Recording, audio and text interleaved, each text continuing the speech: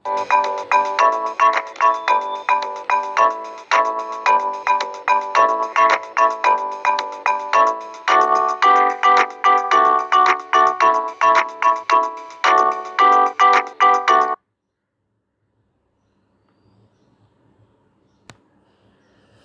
बच्चों, आप सभी का इस वर्चुअल क्लासरूम में स्वागत है। और बच्चों, आज हम जिस विषय पर चर्चा करेंगे वह है कक्षा छठी का गणित विषय। और इस गणित विषय में हमारा आज का जो पाठ है, लेसन है, वह है ज्यामिति की मूलभूत संकल्पनाएं, बेसिक कॉन्सेप्ट्स इन ज्योमेट्री। और हमारा उसमें घटक होगा आज का बिंदु, रेखाखंड, रेखा और किरण, points, line segments, lines and rays. और मैं हूं आपका वर्चुअल मार्गदर्शक Ajay Kumar Maurya, MCGM virtual classroom Dadar से।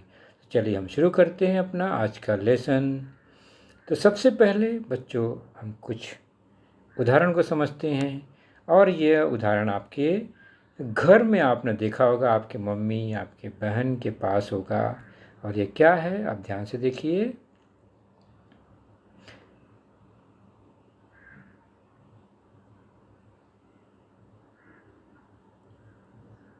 निश्चित ही अब तक आप पहचान गए होंगे कि यह किस चीज़ का चित्र है और इसमें क्या दिखाई दे रहा है। तो ये है विविध आकार की बिंदियाँ। बिंदी आप जानते हैं ना, माथे पे लगाया जाता है। तो हम सामान्य तौर पर बोलचाल की भाषा में ऐसे वृत्ताकार छोटे से भाग को हम बिंदी कहते हैं। और इसका एक निश्चित आकार है जो कि हमें दिखाई देता है। जबकि गणित की भूमिति में बच्चों एक ऐसा आकार है जो बहुत ही छोटा है और जिसे हम केवल संकल्पना कर सकते हैं, देख नहीं सकते। लेकिन चूंकि हमें उसे बताना है तो हम उसे कागज़ पर बना सकते हैं छोटा सा। और वह एक छोटा सा आकार जो होता है वह बिंदु कहलाता है।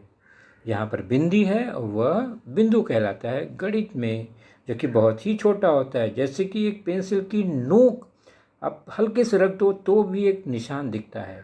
वास्तव में बिंदु तो उससे भी छोटा होता है, लेकिन वो हमें दिखाई नहीं देगा। इसलिए हम एक वह दृश्यमान आकार जो पेंसिल की नोक से बना उसे हम क्या कहते हैं, बिंदी कहते हैं। बिंदु क्या कहते हैं उसे, बिंदु, पॉइंट। जैसे कि यह एक बिंदु है, यह दूसरा बिंदु, यह तीसरा बिंदु है। तो यह बन गया बिंदु, पॉइंट। तो गणित में इस निशान को या इस आकार को कहते हैं बिंदु, पॉइंट। और उसको पहचानेंगे कैसे, उसका नाम देखकर हम उसे पहचानते हैं। तो उसके बगल में एक अक्षर लिखते हैं, चाहे अंग्रेजी का कैपिटल अक्षर हो, चाहे हम देवनागरी का अक्षर हो, कोई भी अक्षर से इसको हम दर्शा सकते हैं।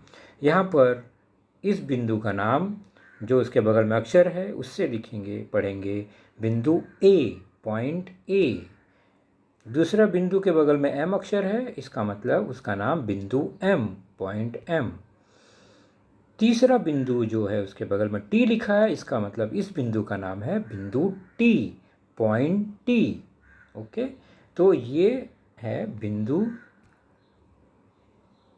तो बिंदुओं का नाम लिखने के लिए अक्षरों का प्रयोग करते हैं। और एक बहुत ही छोटी आकृति है, या यूँ कहें हम, ये एक केवल हम इसकी संकल्पना कर सकते हैं, काल्पनिक आकृति है। वास्तव में बिंदु का अस्तित्व हम देख नहीं सकते, बहुत ही छोटी आकृति। और उसे अक्षर द्वारा दर्शाते हैं, कैपिटल लेटर द्वारा दर्शाते हैं।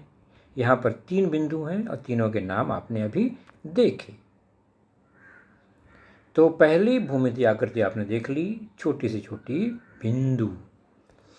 उसके बाद चलिए चलते हैं कागज पर। अगर हमने एक बिंदु बना लिया,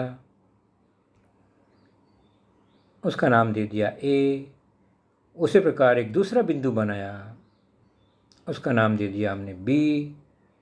तो बच्चों इस ए और बी को अगर हम मिलाते हैं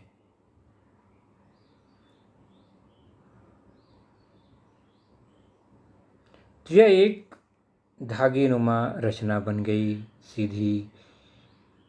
इसके ए और बी जो हैं वो अंतिम बिंदु हैं, आखिरी है, उसके लेफ्ट में और उसके राइट में कुछ नहीं है। तो ऐसी आकृति जिसके दोनों तरफ अंत बिंदु हैं, सीधी है, उसे कहते हैं रेखाखंड, लाइन सेगमेंट। क्या कहते हैं? रेखाखंड। और इस आकृति का नाम होगा उसके अंत बिंदुओं से रेखाखंड ए बी, रेखाखंड A B, line segment A B. तो ए और बी के नाम से ही इसका नाम है, और इन किनारे वाले दोनों बिंदुओं को अंत बिंदु कहते हैं। तो इसमें अंत बिंदु ए है और अंत बिंदु बी है। तो रेखाखंड को पूरा इतना बड़ा रेखाखंड 4 अक्षर का यह शब्द है, इसको संक्षेप में शॉर्ट में रेख भी कहते हैं, रेख। तो रेखाखंड को रेख भी लिखा जाता है। तो जब रेख कहेंगे तो उसका अर्थ यही होता है रेखाखंड। तो इस रेखाखंड ए बी को शॉर्ट में रेख ए बी लिखते हैं। तो रेखाखंड ए बी को रेख ए बी लिखते हैं। तो आपने पहचान लिया रेखाखंड या रेख क्या होता है। चलिए इसी चर्चा को आगे बढ़ाते हैं, एक दो उदाहरण लेते हैं, तब आप समझ जाएंगे कि रेखाखंड या लाइन सेगमेंट क्या है। यह कागज़, उस पर आकृति बनाई हमने, बिंदु P और दूसरा बिंदु Q बनाया। तो इन दोनों बिंदुओं को जोड़ने वाला जो घटक है, भाग है, वह क्या है? वह P से Q तक का एक आकृति बन गया जिसे हम कहते हैं रेखाखंड। ये सीधी होनी चाहिए, इसका नाम है रेखाखंड PQ, और इसको शॉर्ट में क्या कहेंगे? रेख PQ।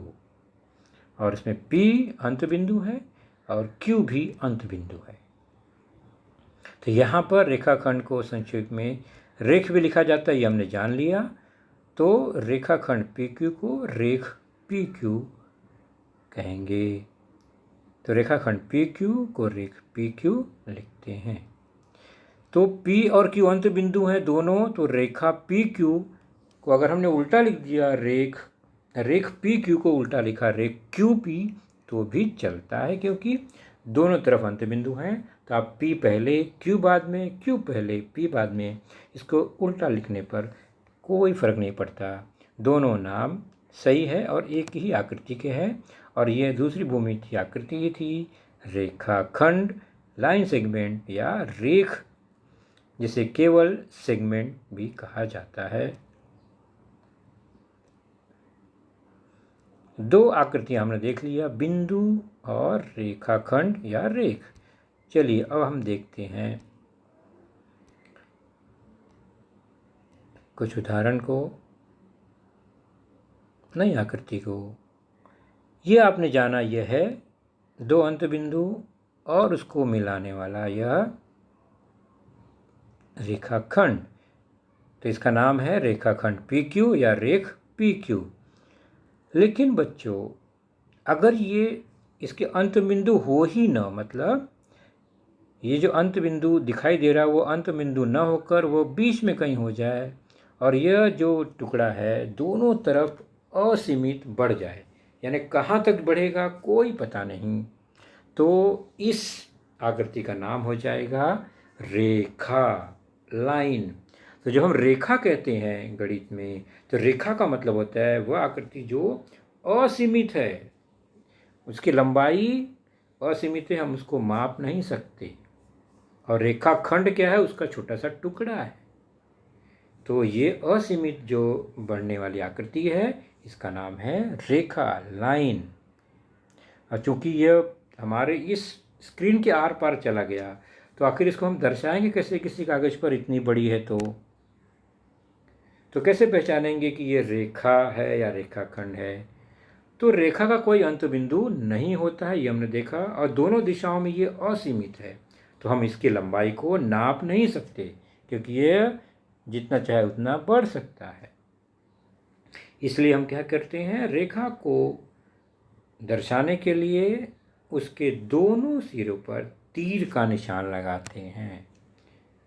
तो हम क्या करेंगे, इसको बहुत बड़ा न खींचकर हम उसके दोनों किनारों पर तीर का निशान लगा देंगे, तो यह रेखा ही कहलाएगी। तीर का निशान के कारण यह रेखा कहलाएगी। और इसका नाम कैसे देते हैं, तो उस रेखा पर स्थित कोई भी दो बिंदु से उसका नाम हम दे सकते हैं। तो यहाँ दो बिंदु P और Q दिखाई दे रहे हैं, तो इसका नाम रेखा PQ है। तो यह आकृति रेखा PQ की है। उसी प्रकार अन्य रेखा देखते हैं हम। आकृति आप दोनों ओर तीर का निशान लगा हुआ है और उस पर दो बिंदु हैं, एक पर DE, तो इसका नाम है रेखा DE। क्योंकि यह दोनों तरफ से असीमित है, इसलिए इसका जो नाम है हम दोनों तरफ से दे सकते हैं, DE या ED। तो रेखा ED या रेखा DE दोनों एक ही आकृति है। तो उसी प्रकार यह बिंदु C और D दूसरी रेखा पर है, तो इसका नाम क्या हो जाएगा, रेखा CD या रेखा DC। बिल्कुल सही पहचाना आपने। चलिए तीसरी आकृति का नाम क्या होगा, इस पर दो बिंदु हैं M और N, तो इसका नाम हो गया रेखा MN, और इसका दूसरा नाम क्या होगा, रेखा NM। तो रेखा को भी उल्टा और सीधा कैसे भी लिख सकते हैं, बिंदु को किसी भी क्रम में, रेखाखंड को भी किसी भी क्रम में लिख सकते हैं। तो ये आकृतियां हैं रेखा, लाइन की। चलिए तीन हमने देख ली भौमितिक आकृतियां, एक बिंदु, एक रेखाखंड और एक रेखा। चलिए अब एक नई आकृति की ओर चलते हैं। यह सूर्य आपने देखा होगा, और आपको पता है कि सूर्य से निकलने वाली जो प्रकाश की किरणें हैं वो फैलती हैं, दूर दूर तक जाती हैं, और उस पर आगे तीर का निशान लगा दिया। इसका मतलब ये असीमित है, बहुत दूर तक चाहे कहीं भी जा सकती हैं, कितनी भी दूर तक जा सकती हैं, असीमित दूरी तक जा सकती हैं। लेकिन इनकी शुरुआत निश्चित जगह से है, लेकिन उनका जो अंत है वह निश्चित नहीं है कि कहाँ तक जाएगा। उसी प्रकार टॉर्च से निकलने वाली रोशनी जो है वह भी एक निश्चित जगह से निकल रही है, लेकिन वह बहुत दूरी तक जाती है, असीमित दूरी तक जा सकती है। तो इस दोनों आकृतियों में क्या खास है कि जो आकृति है उसकी शुरुआत एक निश्चित बिंदु से हो रही है, लेकिन उसका अंत निश्चित नहीं है। और ये दोनों आकृतियाँ हमें प्रकाश की किरणें बता रही हैं। दोनों में प्रकाश की किरणें हैं जो एक स्रोत से निकलती हैं और आगे असीमित दूरी तक जाती हैं। ऐसे ही आकृति हमारे गणित में भी है कि एक बिंदु से शुरू होकर, मान लो ये बिंदु A है, और ये अगर असीमित आगे बढ़े, देखो तीर का निशान लगा है,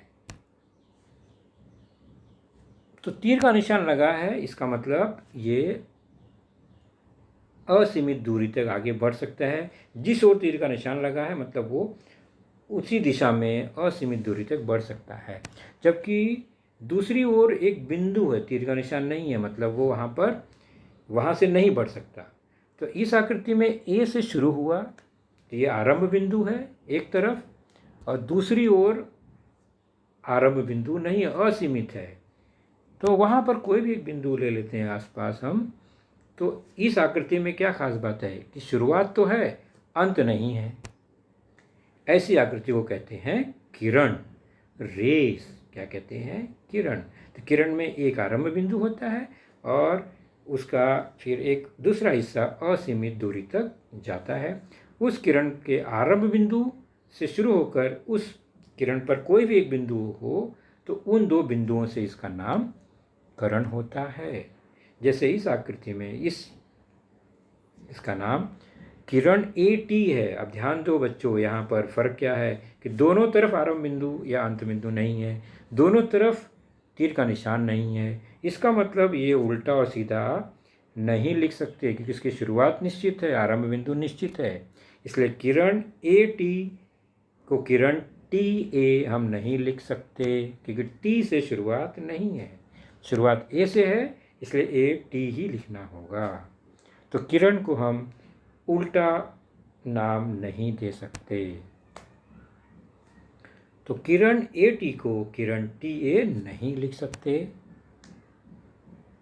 और किरण का नाम हमेशा आरंभ बिंदु से शुरू करते हैं। आरंभ बिंदु ए है तो ए से शुरू करेंगे और उस पर कोई भी एक बिंदु लेकर उसका नाम बताएंगे। जैसे कि उदाहरण में यहाँ पर कुछ अन्य किरण को देखते हैं कैसे नाम लेंगे उसका। यहाँ पर एक किरण है, डी आरंभ बिंदु है और एक सी अन्य बिंदु है। उसी प्रकार दूसरी आकृति ध्यान से देखिए जिसपे एक्स और वाई बिंदु दिख रहे हैं। तो किरण का नाम हमेशा आरंभ बिंदु से शुरू करते हैं। अब पहली आकृति में आरंभ बिंदु क्या है? डी, इसका नाम है किरण डी सी, सी डी नहीं। और दूसरी आकृति में आरंभ बिंदु क्या है? वाई, वाई से शुरू होकर एक्स की ओर जा रहा है, इसका नाम है किरण वाई एक्स। तो किरण का नाम हमेशा आरंभ बिंदु से शुरू करते हैं। चलिए अभी हमने जो सीखा उस पर आधारित कुछ प्रश्न। हमने आज कितनी आकृतियों का परिचय लिया? 4। एक बिंदु, एक रेखाखंड, एक रेखा और चौथी किरण। तो यहाँ पर आकृति आएगी और आपको पहचानना है कि यह किसकी आकृति है। ध्यान से देखिए और फिर अपने उत्तर को इस बॉक्स में लिखिए। तो आकृति को पहचानिए, कहाँ अंत बिंदु है, कहाँ आरंभ बिंदु है, कहाँ तीर का निशान है। ये सब देखकर हमें पहचानना है कि ये चारों जो आकृति है वह किसकी है। ये क्या वो बिंदु की है, क्या वह रेखाखंड या रेख की है, या वह रेखा की है, या वह किरण की है। तो बच्चों आप लोग निश्चित ही इसे समझेंगे और अपने नोटबुक पर इसका उत्तर ज़रूर लिखेंगे। तो बच्चों आज का हमारा लेसन यहीं समाप्त होगा। अपना ख्याल रखिए। Good bye, take care, thank you.